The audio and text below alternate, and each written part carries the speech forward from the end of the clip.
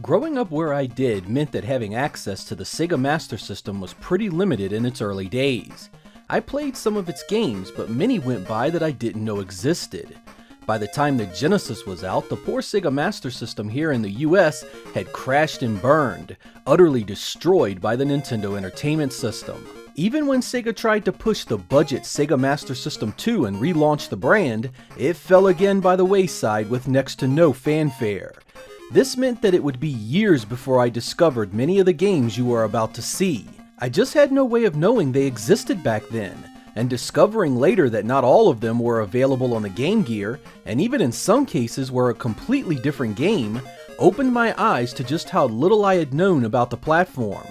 In this episode, we will be looking at the Sega Master System games that came out after the Genesis was launched. These games were often based on the same content as their Sega Genesis counterparts, but were not always the same experiences in terms of design.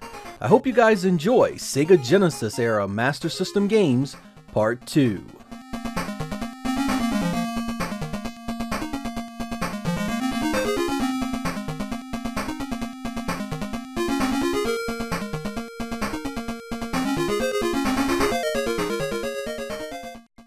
With the meteoric success of the first Sonic title on both of their 8 and 16-bit platforms, Sega made sure that Sonic 2 showed up on the Master System as well.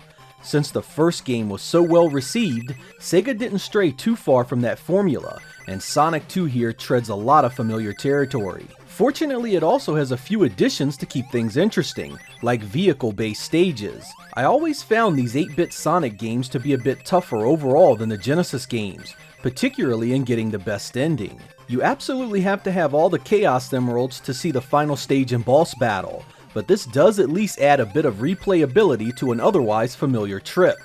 It doesn't have the two-player co-op of its big brother, and since the story here has changed quite a bit, you can't play as Tails either. This was originally released in late 1992 for the Master System, so a US release never happened, but you can play it on the Game Gear where it was readily available. I'll share a rather unpopular opinion with you on this one. I never cared a whole lot for the 8-bit Sonic games. I always felt the stages lacked the more interesting design elements of the 16-bit versions, and tended to be loaded with cheap deaths sewn in to extend their usually short playtimes. They also felt unpopulated, with just a few enemies here and there, and the stage itself being the real obstacle. I'm not saying that these were bad games, far from it in fact. But with the Genesis efforts available, I just didn't see the appeal in these stripped-down 8-bit versions. Of course, I was also in a country where the Sega Master System had been dead for years by the time these games showed up, so my experience was quite a bit different from many of you out there.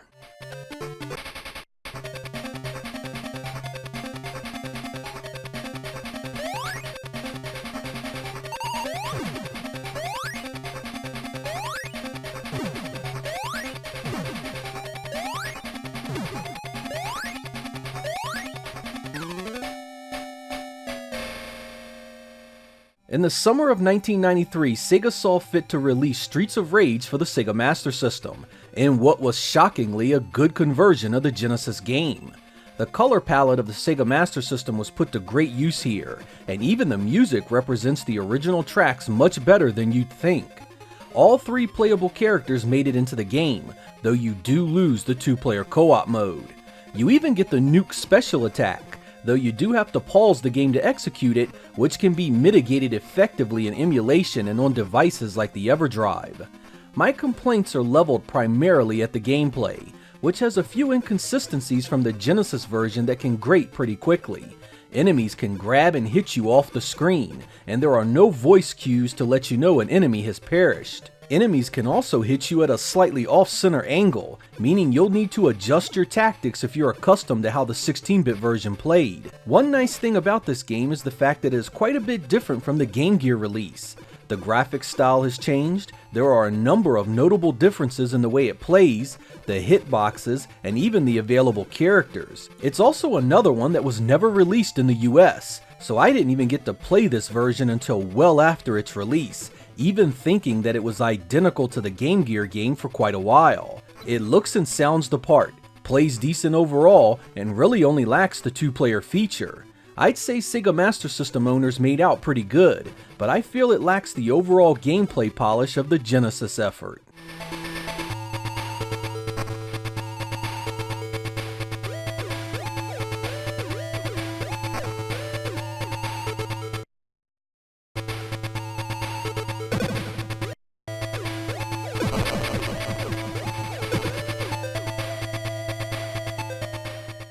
Alien Storm is another one that made it to the US, showing up in Europe and Brazil in late 1991. The Sega System 18 had powered this in the arcade, so you knew it was going to see cuts even in the Genesis game, and here you get further hits to the sprite size and music, with the loss of the two-player mode being the worst of it. The good news is that it's still really colorful, fairly well animated, and has two characters to choose from. You also keep the gameplay variety of the side-scrolling and first-person based stages. It's really not a bad game, just a bit clunky when it comes to attacking and hitting your enemies. You really do need to play it a few times to understand the nuance needed to get any good at it. I had to chuckle a bit when the game offered me a normal and hard option when I first started it, because I cannot imagine anyone trying to enjoy this on a hard setting. Normal is plenty tough, and I saw the continue screen numerous times while capturing this footage. It has that early game design philosophy that an enemy simply running into you constitutes damage, and since you often are face to face with the bad guys, this happens a lot. Your lone defensive tactic to avoid this is to dash and roll, which does help, but you are often put into positions where your attacks still fail to hit their targets far too often. This can be infuriating when slow and cumbersome enemies appear to walk right through your weapon fire. Still, it isn't an awful game, and there's some fun to be had here if you can adjust to its difficulty. I also couldn't help but shake the feeling that the Sega Master System version of Golden Axe would have benefited heavily from using an engine like this.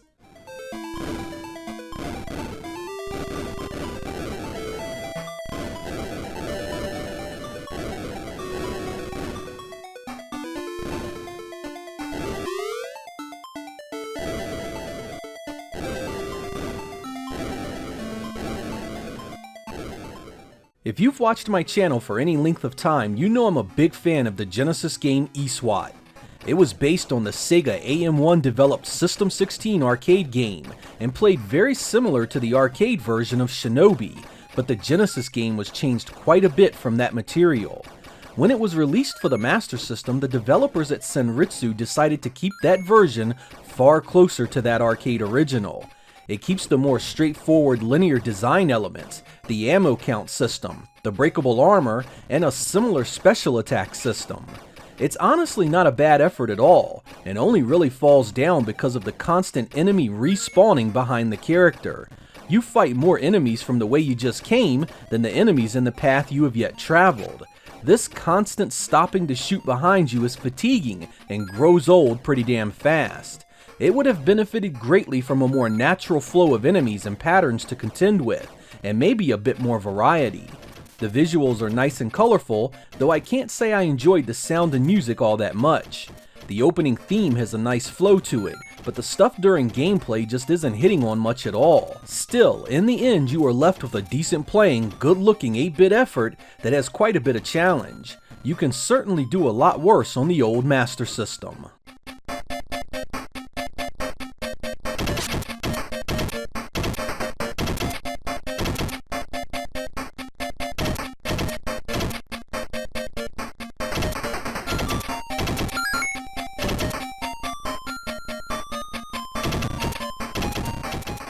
Most of you out there are probably well aware of the 16-bit classic Earthworm Jim and its sequels. Hell, most of you are probably aware it was on the portable Sega Game Gear. What I didn't find out until many years after the fact was that a Sega Master System version found its way out in Brazil in 1997. The step down to 8-bit hardware carries with it a ton of concessions, but it's still surprisingly well animated and has most of the gameplay segments of the original game. This release is based on the Eurocom developed Game Gear edition, but it has some issues that version didn't have. First is the sluggish gameplay. The Game Gear release played relatively fast and smooth, giving you a consistent experience throughout. The Sega Master System experience is sluggish from the moment you take control, and seems to speed up and slow down at various times during each of the stages. This leads to a noticeably different feel in play, and one that is rather bothersome to say the least. It doesn't ruin the overall fun factor here, but it's a definite black eye when it plays so much better on the Game Gear. Another thing I didn't care much for was the soundtrack. Sega Master System music can be very hit or miss, but here the repetition just starts to grate after a while. The price of this is ludicrous on the collector's market, and I think it's a much better idea to play this on the Game Gear where it's the superior experience.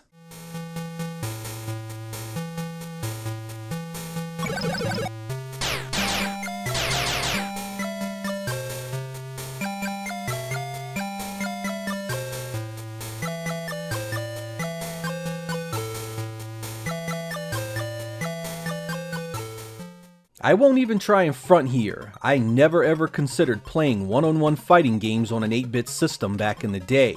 The mere notion of such a thing seemed almost comical to me. Fighting games needed a certain visual, audio, and gameplay level that 8-bit systems simply weren't capable of. Even when these games came home on 16-bit systems, they often carried numerous cutbacks from the arcade version on which they were based. Finally getting around to playing the Sega Master System version of Mortal Kombat, I feel pretty vindicated by my previous thoughts. Huge cutbacks slice through every facet of this experience. I'm not just talking about graphics and sound either. There are only 2 stages you can play on. Kano and Reptile are cut, and stage fatalities are gone. The gameplay is choppy as all get out, and the special moves need to be put in much slower than the original game. Needless to say, it's an entirely different beast when compared to even the Sega Genesis version. I always argue, however, that many of these games needed to be looked at with consideration to the year they were released in. While not too many people would want to pick this up and play it seriously today, in 1993 there were many Sega Master System owners across the world who could only play Mortal Kombat this way. And with that said, I can see where there is some fun to be had here. Special attacks, while needing some practice to pull off, are here and usable, and the trademark fatalities accompany each character. Like the Genesis game, you also need a code to get the proper blood of the arcade. As one would expect from a Sega Master System release in 1993, there is no North American version of this, but it did come out on the Game Gear as well, where it's pretty much the same game, minus some real estate missing due to the screen.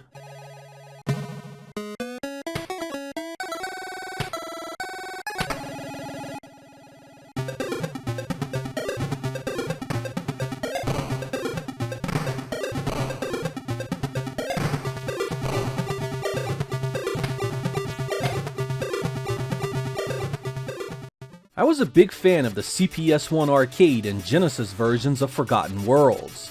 It was a strange one to play due to its rotating shooting design, but I always appreciated the uniqueness of it. This is yet another Sega Master System game where I had no idea it existed until years after its 1991 release, as it saw no North American launch. And it's a damn shame too, because the Master System was up to the task of bringing this home in a way that did the arcade original some justice.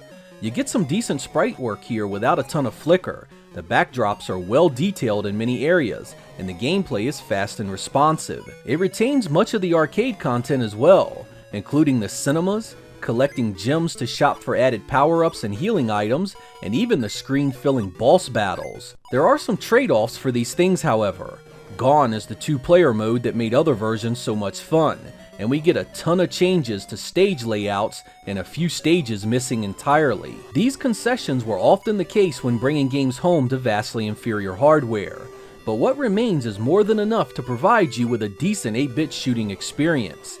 It was a rare thing for gameplay to remain intact at this level for 8-bit ports, and in that regard, Forgotten Worlds on the Master System is an absolute success.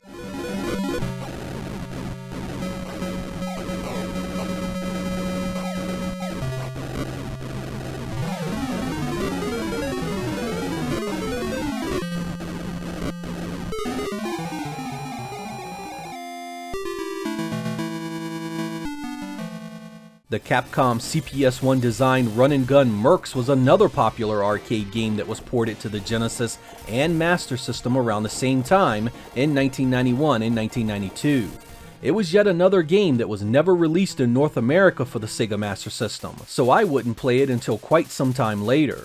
The guys that developed it at Tiertex retained many of the important details surprisingly.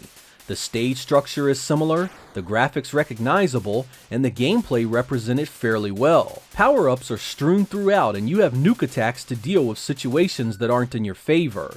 It does lose the multiplayer mode, and the music is just awful, but I can't fault much beyond that. The difficulty ranges from too easy to challenging in the later stages, but a few practice sessions should see you beating it in no time. With fairly unaggressive AI, not a lot of enemies on screen at any given time, and short stages, this experience lacks the overall excitement a run and gun should have. It doesn't stop it from being a fun game for a while, but it definitely impacts the replayability. The Genesis effort is vastly superior in this regard, offering far more replayability along with the expected visual upgrades.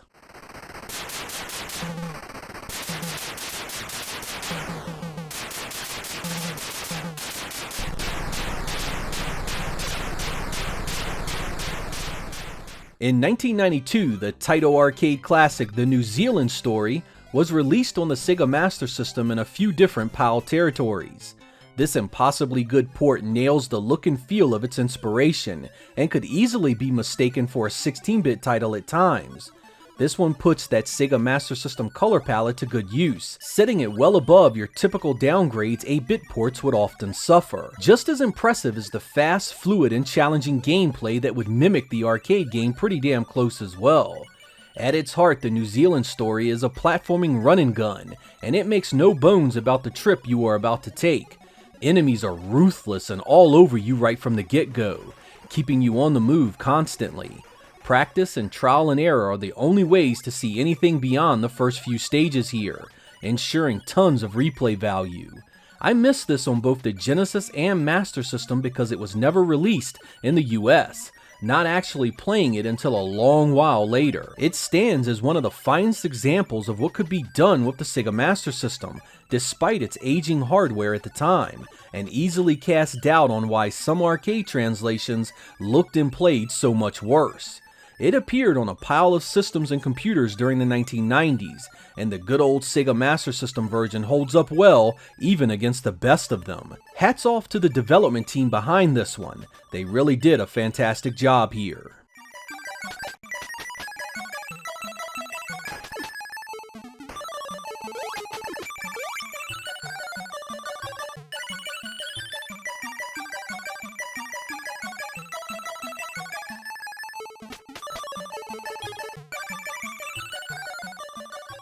I have found that assumptions can often be the worst thing about retro gaming. I had assumed that Tasmania here was just the Sega Master System version of the Game Gear effort, something I genuinely didn't discover the truth about until about 10 years after it came out. Originally released in 1993 and developed internally at Sega CS, this adventure starring everyone's favorite Tasmanian Devil is an absolute tour de force of Master System color, animation, and sound.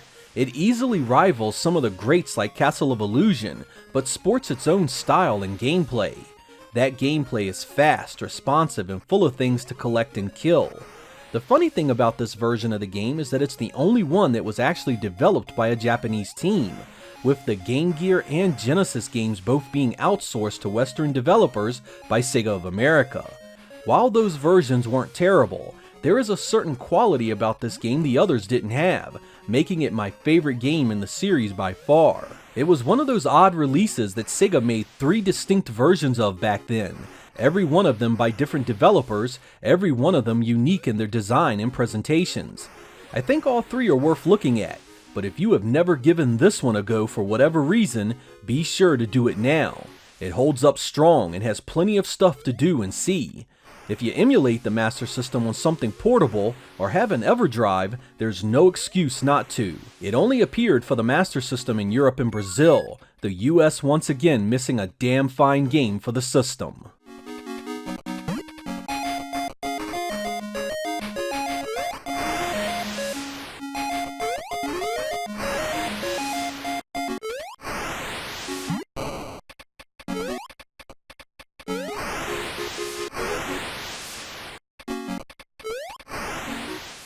While I have become pretty familiar with the Sega Master System library in the last 15 years or so, there is no question that I missed a lot back when the console was on the market. Besides having very little retail presence in my area, there was also the fact that many of its later games were never released in North America at all. There are quite literally hundreds of games for the platform me and my friends had absolutely no idea were available, while those of you in Europe and Brazil played them as your main source of gaming for years.